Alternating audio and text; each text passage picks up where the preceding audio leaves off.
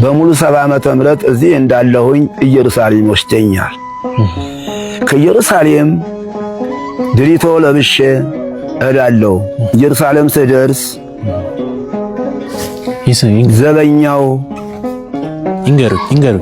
ዘበኛው አላስገባህም ይለኛል።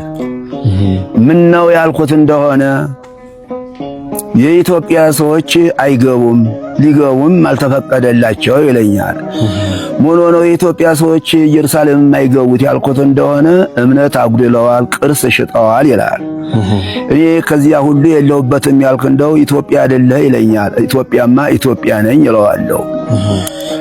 አይ ኢትዮጵያ ከሆንክ አይተቀበላለሁ። ከዚያ በኋላ የኢየሩሳሌምን በሯን ከፍቶ ቅዱሳን ያሳየኛል። እኒህ ታያቸዋለህ ይለኛል። አዎን ነው። እናንተ ታቦት ተላችኋላችሁ፣ እኛ ክብረ ቅዱሳን ነው።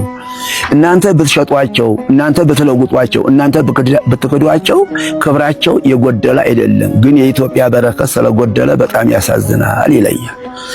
ሁለተኛ ከነዚያ በላይ ቀና ብላ እንደ ፀሐይ የምታበራ እጹብ የሆነች አያለው። ይችን ሴት ታውቃታለህ ይለኛል።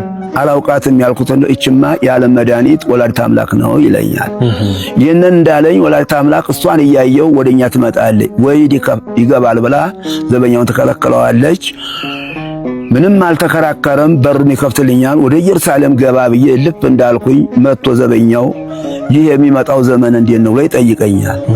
አላውቅም ያልኩት እንደው ይሄ የሚመጣው ዘመንማ እናንተ